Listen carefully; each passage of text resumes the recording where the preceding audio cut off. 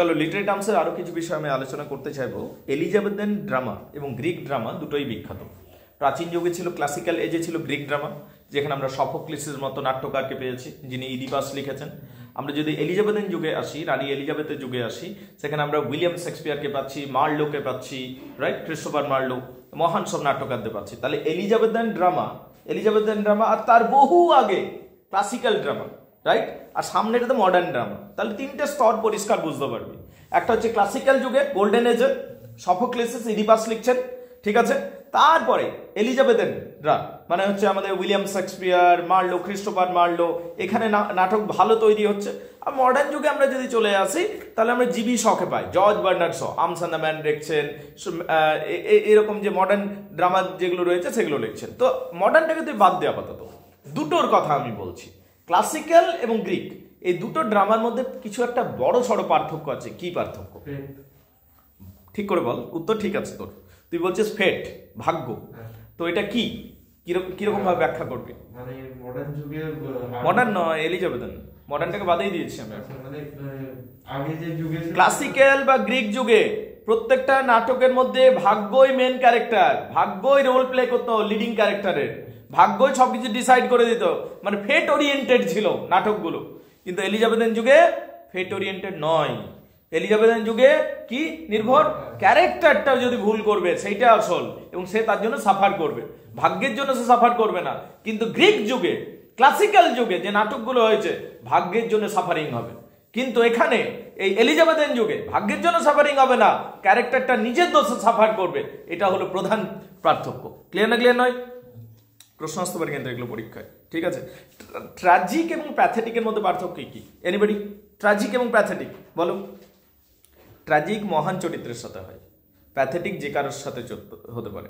Suppose as an example বলছি, ঠিক আছে। একজন মহান রাইটার আছে, খুব বড় রাইটার, যার কাছ থেকে এখনো পৃথিবী অনেক কিছু পেতে পারে। একজন মহান বিজ্ঞানী রয়েছে, ঠিক আছে। হঠাৎ করে রাস্তা পার হতে গিয়ে মহান বিজ্ঞানী, ঠিক আছে, বা ধরো আমাদের হোমি জাহাঙ্গীর ভাবা, যিনি প্লেন ক্র্যাশে মারা যাচ্ছে, রাইট। তাহলে এটা কি ট্র্যাজিক না নয়? তার কারণ উনি যদি বেঁচে থাকতেন আরো আমাদের দেশ উন্নত হতো, অনেক কিছু আমরা পেতে পারতাম, অনেক এক্সপেকটেশন ছিল ওনার কাছ থেকে। ক্লিয়ার না ক্লিয়ার নয়? হঠাৎ করে প্লেন ক্র্যাশে মারা যাচ্ছে, তাহলে এইটা হলো ট্র্যাজিক। কিন্তু এমনি একটা ছাপোষা মানুষ যে শুধু নিজের ঘর বাড়ি নিয়ে থাকে আর কিছু নয়, ঠিক আছে, ও এরোপ্লেনে উঠতে উঠতে মরে গেল, ওটা কি ট্র্যাজিক? ওটা ট্র্যাজিক নয়, ওটা ট্র্যাজিক নয়, ওটা প্যাথেটিক। তার কারণ ওর কাছ থেকে কোনো এক্সপেকটেশন নেই। বুঝতে পারছিস ব্যাপারটা? কোন একজন গ্রেট ম্যান যার কাছ থেকে এক্সপেকটেশন রয়েছে, যে অনেক কিছু কন্ট্রিবিউট করতে পারে, ও যদি অল অফ সাডেন মরে যায়, তাহলে সেটা হলো ট্র্যাজিক। কিন্তু এমনি ছাপোষা মানুষ যার কাছ থেকে কোনো এক্সপেকটেশন নেই, ঠিক আছে, যে কিছু করতেও পারবে না, পৃথিবীর জন্য কিছু অবদানও ছেড়ে যাচ্ছে না, সে যদি হঠাৎ করে মরে যায়, সেটা নিশ্চিতভাবে দুঃখের, কিন্তু সেটা ট্র্যাজিক নয়, সেটা হয়ে গেল প্যাথেটিক। সেটা কি হয়ে গেল? প্যাথেটিক। তাহলে ট্র্যাজিক আর প্যাথেটিক বুঝতে পারলে? হ্যাঁ না? ঠিক। আচ্ছা, আমাকে বলবে নাটক তো আমরা বাংলাতে বলি, কিন্তু ইংরেজিতে দুটো টার্ম আছে, ড্রামা এবং প্লে। ইংরেজিতে দুটো টার্ম আছে, একটা ড্রামা, একটা প্লে। দুটোর মধ্যে পার্থক্য কি? এক কথায় বলো, অনেক পার্থক্যই আছে, কিন্তু ইংরেজিতে ড্রামা এবং প্লে বলি। কি পার্থক্য? কি? বাহ, ভেরি গুড। আর ড্রামা পড়বার জন্য মূলত, হ্যাঁ, এবং মঞ্চস্থও বটে।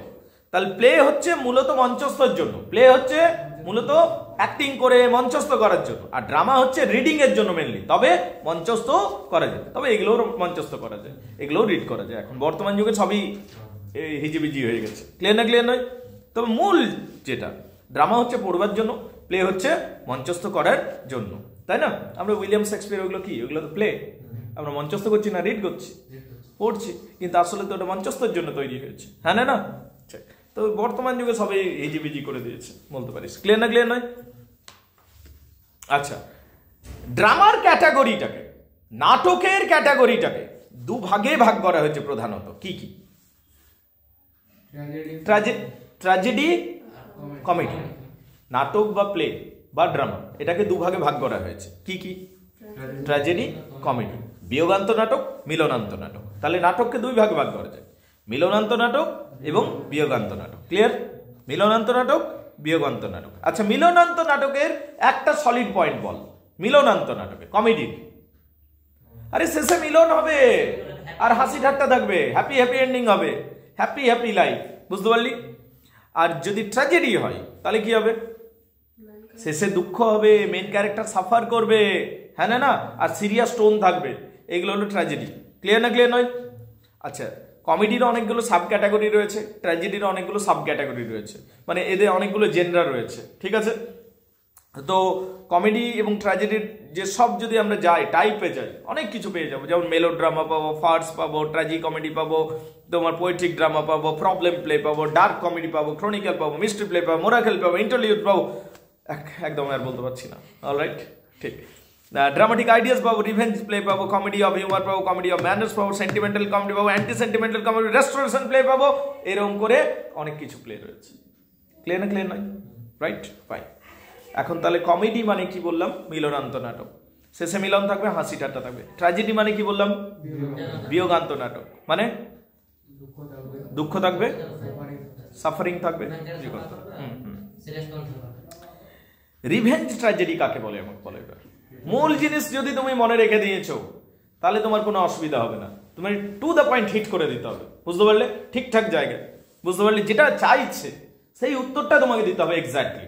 হিজি বিজি এদিক সেদিকে বলে দিলে হবে না, টু দ্য পয়েন্ট হিট কর, বুঝতে পারলি? মানে কি শুনতে চাইছে স্যার সেই কথাটা বলে দে, বুঝতে পারছিস কিনা? ঠিক। আচ্ছা বল, রিভেঞ্জ ট্র্যাজেডি কি? প্রতিশোধ নেওয়ার দুঃখ, যেটা ট্র্যাজেডিও বটে রে। শেষে আবার মেন যে প্রতিশোধটা নেবে সেও মরে যাবে বা তারও বিরাট কিছু ক্ষতি হয়ে যাবে, বুঝতে পারছিস কিনা? এটা রিভেঞ্জ ট্র্যাজেডি। একটা মেয়ের সাথে কিছু খারাপ কাজ হয়েছে, ভিলেনটা করেছে, বুঝতে পারলে? এবার এমন একটা সিচুয়েশন দাঁড়িয়ে গেছে যে মেয়েটার হাত ধরে ভিলেনটা 10তলা বিল্ডিং থেকে ঝুলছে, ঠিক আছে? মেয়েটার আর কোনো উপায় নেই প্রতিশোধ নেওয়ার, তখন মেয়েটা নিজের হাতটাই কেটে দিচ্ছে আর ভিলেনটা 10তলা বিল্ডিং থেকে নিচে পড়ে যাচ্ছে। তা মেয়েটার ক্ষতি হলো, কি ক্ষতি হলো? হাতটা কেটে গেল, কিন্তু ভিলেন তো মরল। এই যে নিজের ক্ষতি করেও মোট কথা যে ভিলেন তাকে পানিশ করবে, এটা হলো গিয়ে রিভেঞ্জ ট্র্যাজেডি। প্রতিশোধ আমি নেব, মোট কথা মানে নিজের নাক কেটেও আমি তোকে মরাবো, বুঝতে পারলি? এই যে ব্যাপারটা, এইটা হচ্ছে রিভেঞ্জ ট্র্যাজেডি। ক্লিয়ার না ক্লিয়ার নয়? রিভেঞ্জ ট্র্যাজেডি কি এক কথাই ম্যাডাম? প্রতিশোধটাই আসল, এবং শেষে ট্র্যাজেডিও হবে। শেষে কি হবে? ট্র্যাজেডিও হবে। থমাস কিরের দ্য স্প্যানিশ ট্র্যাজেডি যদি পড়ি, ব্যাস অমনিই হয়েছে, ঠিক আছে? Revenge tragedy. আচ্ছা, ট্র্যাজি কমেডি কি?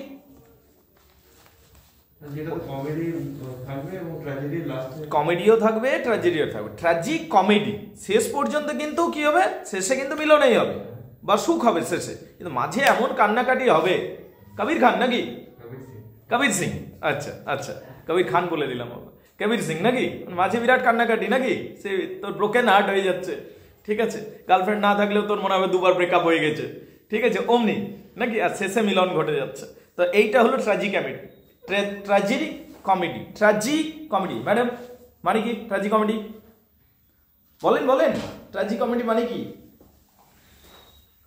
ট্র্যাজেডিরও কোয়ালিটি থাকবে, কমেডিরও কোয়ালিটি, কিন্তু বেসিক্যালি এটা কমেডি, কারণ শেষে মিলন থাকছে। শেষে কি থাকছে?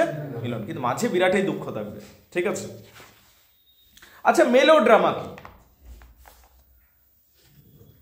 Melodrama anybody? স্টেজের মধ্যে হ্যাঁ, হাইপার ইমোশন থাকবে, বিশাল লাভ ঝাঁপ, ঠিক আছে? মারপিট শুরু হয়ে যাবে, ঠিক আছে? ফটকা ফুটবে, ঠিক বলেছে ছেলেটা, ঠিক আছে? তাহলে সেইটা হলো মেলোড্রামা। আরে নাটক শান্তভাবে কর, ঠিক আছে? তুই বোম ফাটাচ্ছিস, ঠিক আছে? এক্সাইটেড করার জন্য লোককে, লোক ঘুমিয়ে যাচ্ছে তো লে বোম ফাটিয়ে দেবো, ঠিক আছে? তরোয়াল নিয়ে মুন্ডু কেটে দিলি কারো, সত্যিকারের হাত কেটে দিলি, মানে ওইগুলো মঞ্চস্থ করে দেখাচ্ছিস, ঠিক আছে? মুন্ডু কেউই কাটবে না, ঠিক আছে? মাথা তো কাটবে না, কিন্তু মঞ্চে তুই দেখিয়ে দিচ্ছিস, তখন ওটা মেলোড্রামা ক্যাটাগরি হলো। নাটক অমনি নয়। নাটক কি হবে? শান্ত প্রক্রিয়া, ডায়লগ, কনভারসেশনের মধ্যে দিয়ে তোকে আমি এক্সাইটেড করে দেবো, কনভারসেশনের মধ্যে দিয়ে আমি তোকে ওই সাহিত্য রস দেবো, বুঝতে পারলি?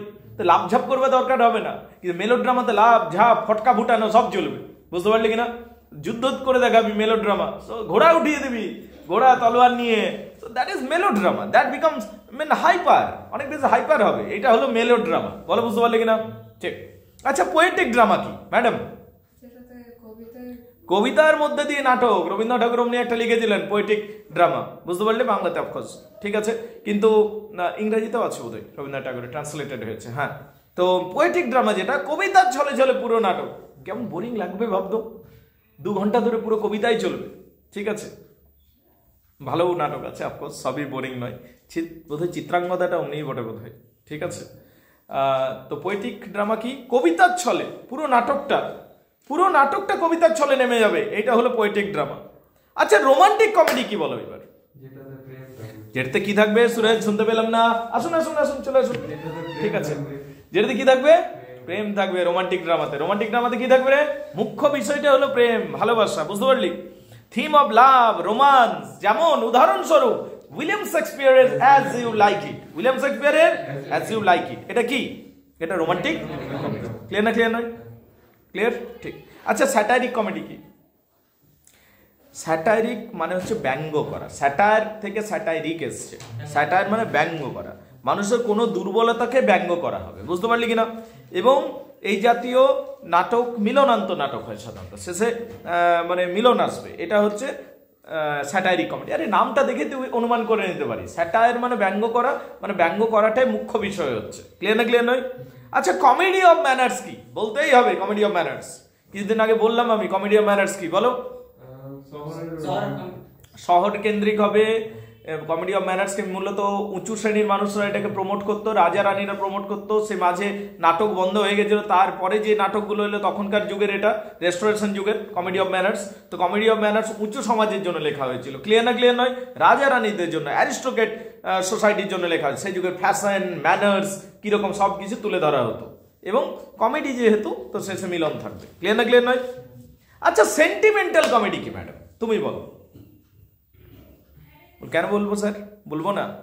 সেন্টিমেন্টাল কমেডি কি? সেন্টিমেন্ট আছে তোমার? আমি যদি তোমাকে বললাম গাধা কোথাকার, ওর সেন্টিমেন্টে লেগে গেল। সেন্টিমেন্ট কি? সংবেদনশীল, মানে কান্নাকাটি রে সেন্টিমেন্ট, বলো না? সে কোনো যে বাচ্চা ছেলে কিছু বলে যে কেঁদে, বিরাট সেন্টিমেন্টাল মানে কি? কান্নাকাটি। যে কমেডিগুলোর মধ্যে প্রচুর কান্নাকাটি, চোখের জল থাকতো, সেটাকে বলা হয় সেন্টিমেন্টাল কমেডি। ক্লিয়ার না? ক্লিয়ার নয়? বুঝতে পারছিস? Clear madam? বুঝতে পারলে সেন্টিমেন্টাল কমেডি কি ম্যাডাম? কান্নাকাটি, চোখের জল ইত্যাদি ইত্যাদি, পুরো এটা হলো সেন্টিমেন্টাল কমেডি। এভরিবডি গেটস ইট? ক্লিয়ার? আচ্ছা অ্যান্টি সেন্টিমেন্টাল কমেডি কি? কমন সেন্স ইউজ করবে। অ্যান্টি সেন্টিমেন্টাল কমেডি, কান্নাকাটি থাকবে না, অ্যান্টি কথাটা আছে। অ্যান্টি মানে একদম বিপরীত, আর এখানে মোরালিটিও থাকবে না। এমন হাসাবে তোকে, সি স্টুপস টু কনকার, অলিভার গোল্ডস্মিথের লেখা, তোকে এমন হাসাবে তুই ভাবতে পারবি না। টনি লামকিন বলে একটা ক্যারেক্টার আছে anti sentimental comedy, she stoops to conquer, ঠিক আছে? ওর মায়ের জন্য কেয়ারই করে না, বলছে আমার মা বোন কাঁদে, ওটা কাঁদতে ভালো লাগে, ছাড় না, এরকম বলছে, বুঝতে পারলে? তো বলছে girls love to cry, so ওইটা নিয়ে কি ফিল করবো আমি? ঠিক আছে, ওদের কাঁদতে দাও, ওরা যত কাঁদে তত খুশি হয়, এমনি বলছে। তো it is the anti sentimental comedy. Anti sentimental comedy কান্নাকাটিকে একদম তুলোধনা করে দেবে, কান্নাকাটিকে একদম কোনো গুরুত্বই দেবে না, শুধু হাসি ঠাট্টা হবে। অ্যান্টি সেন্টিমেন্টাল কমেডি, বল বুঝতে পারলি কিনা? আর শেষে মিলন থাকবে, রাইট? আচ্ছা ফার্স কি? Farce, what is farce? Farce কি? ফার্স হলো অতিরিক্ত হাসির নাটককে ফার্স বলে। অতিরিক্ত হাসির নাটককে কি বলে? ফার্স। মানে পুরো হাসি ঠাট্টা হবে, ঠিক আছে, সেটাকে কি বলা হয়? ফার্স। কিছুটা দ্য প্রপোজালটা ফার্স হয়ে গেছে, মনে আছে? Anton Chekhov class 12, the proposal, সেই বিয়ের প্রস্তাব দিতে গিয়ে সেই বেচারা ঘোর হয়ে যাচ্ছে, বারবার অজ্ঞান হয়ে যাচ্ছে, ঠিক আছে? তো দ্য ফার্স, এটা হলো ফার্স। অতিরিক্ত হাসি ঠাট্টা নাটক কি বলা হয়? ফার্স। অ্যাবসার্ড ড্রামা কি? অ্যাবসার্ড ড্রামা আপাত দৃষ্টিকে অযৌক্তিক বলে মনে হয়, ঠিক আছে, কিন্তু গভীর অর্থ থাকবে, এটা হলো অ্যাবসার্ড ড্রামা, ঠিক আছে? ড্রামা অফ আইডিয়াস কি? মানে এমন একটা নাটক দেখানো হবে, কিছু আইডিয়াসকে প্রমোট করা হবে, কিছু নতুন চিন্তা ভাবনাকে প্রমোট করবার চেষ্টা করবে জনগণের মধ্যে, সে ড্রামা অফ আইডিয়াস বলা হয়। ক্লিয়ার না? ক্লিয়ার নয়? ক্লিয়ার না? ক্লিয়ার নয়? তাহলে এইগুলো হলো মোটামুটি কয়েকটা বিষয়, যেটা আর্মস এন্ড দ্য ম্যান যদি আমরা দেখি, ড্রামা অফ আইডিয়াস, জিবি শয়ের লেখা, জর্জ বার্নার্ড শয়ের লেখা। এভরিবডি গেটস ইট? ক্লিয়ার? বুঝতে পারলে? বিষয়টা দেখে না, আমি প্রশ্ন করবো এবার।